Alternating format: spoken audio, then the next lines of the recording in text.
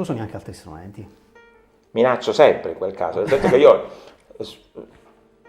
mi scusino i percussionisti e i pianisti, io suonicchio le percussioni, ma nasce questa, anche se io le percussioni le suono da tantissimi anni, però nasce da questa esigenza di suonarle anche in pubblico, perché mi è capitato di lavorare con orchestre dove io magari con l'armonica suonavo pochi brani, e allora piuttosto che stare fermo o scendere di continuo dal palco, mettevo delle percussioni davanti e accompagnavo alcuni brani, penso un po' così, ma è giusto il minimo indispensabile. Un altro strumento che studio e che un po' suono, ma non da suonarlo in pubblico, è il pianoforte, perché il pianoforte è importantissimo. Io mi ricordo che in una delle fasi di crisi della mia vita, io ero studiavo tantissimo, perché studiavo 14 ore al giorno, ma ero convinto di andare sempre indietro.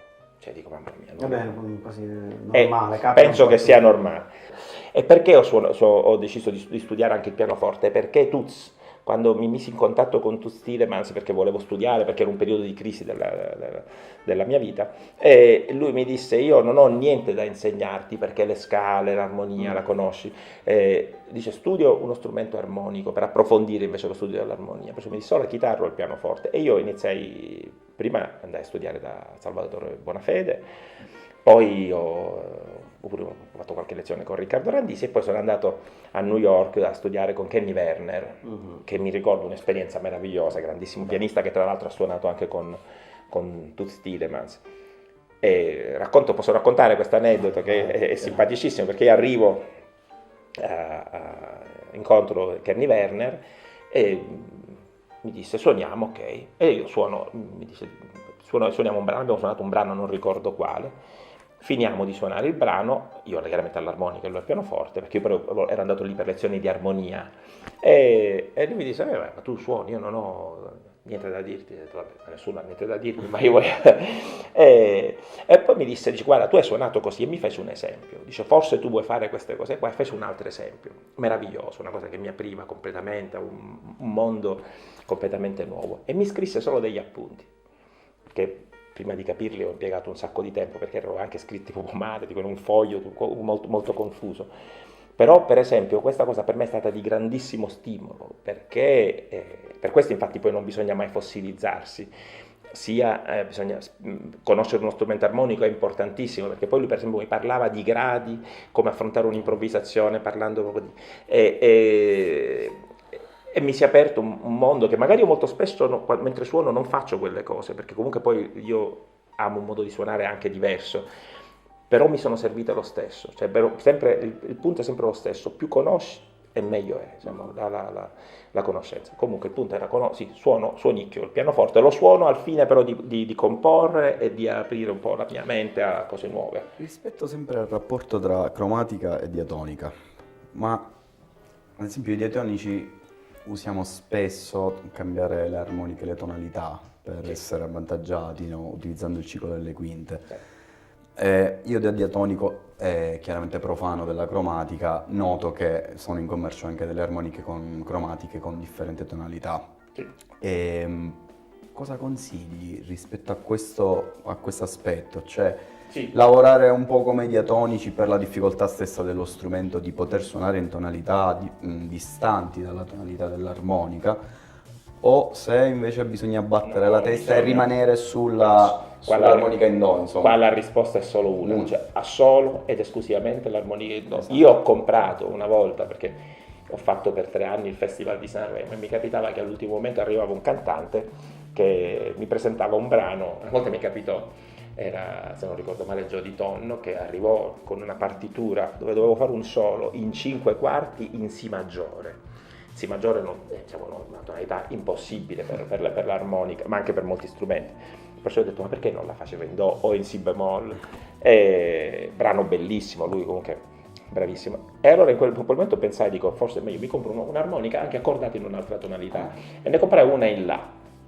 Innanzitutto Chi è abituato a suonare l'armonica in do si rende conto che quando soffia in un foro esce un suono diverso, anche se io non ho l'orecchio assoluto, però mi rendo conto che è una nota diversa e di conseguenza perdo completamente non mi rendo conto di quello che sto facendo, cioè non riesco a suonare. E non solo, perché non è come la diatonica riesco a suonarla in diverse tonalità, la cromatica no. E poi c'è una cosa da dire, che ogni tonalità, nel caso dell'armonica cromatica, ogni tonalità ti porta a un fraseggio diverso, perciò ti fa crescere. Se io devo suonare un brano in si bemoll, per esempio, ovviamente utilizzerò un certo modo, un certo fraseggio. Se dovessi utilizzare l'armonica invece accordata in si bemoll, suonerei sempre muovendomi allo stesso modo come mi muovo in do. Di conseguenza mi ritroverei a suonare sempre allo stesso modo, in un certo, cioè con gli stessi fraseggi ma spostati in tonalità diverse.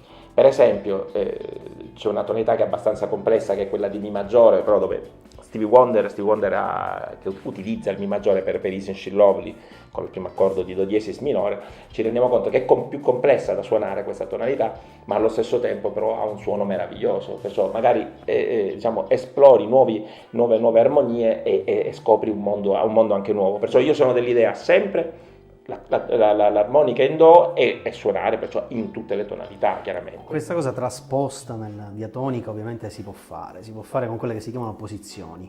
Appena ti allontani di parecchio dalle posizioni canoniche diventa veramente complicato.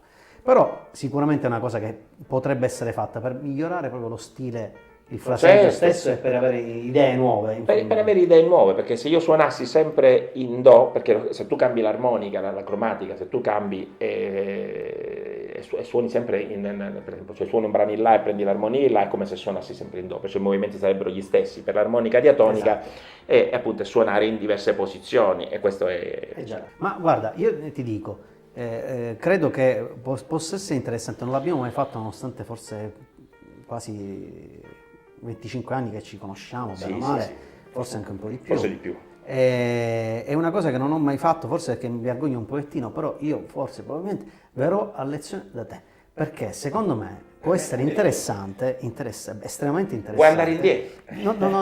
No, assolutamente. Mi associo comunque alle lezioni. Vorrei fare un salto qualitativo, perché purtroppo i diatonici, anche noi che comunque abbiamo sempre cercato di scoprire qualcosa sempre di nuovo e di studiare qualcosa di nuovo, abbiamo dei vincoli strutturali nello strumento e culturali anche soprattutto, perché veniamo da una tradizione anche blues che ci impone dei regimi che sono... È uno strumento più istintivo, diciamo. È istintivo, però potrebbe anche non esserlo. Spesso capita l'esigenza di dover fare qualcosa di diverso e quando si suona sempre nelle stesse posizioni, ovviamente il fraseggio risulta sempre uguale. Sì, e questo è un problema di tutti i musicisti del mondo, qualsiasi strumento, perché infatti la cosa importante è capire questo, e se uno sta attraversando un momento di stasi, benissimo, suona un brano che tu conosci ma suonalo appunto in si maggiore, dice la tonalità è impossibile, fai questo, perché ti servirà a fare degli errori, ma tutto ad un tratto scoprirai magari che ci sono poi,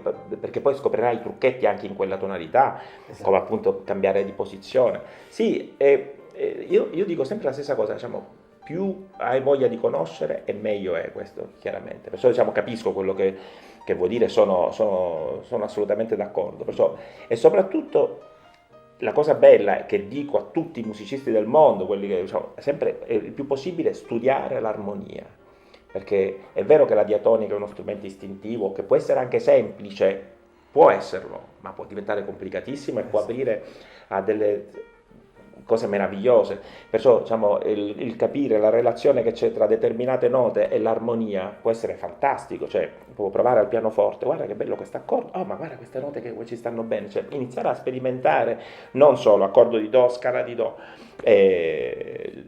ci sono tante cose che si possono fare e che l'armonia secondo me apre la mente di un musicista, lo studio dell'armonia, quello serio.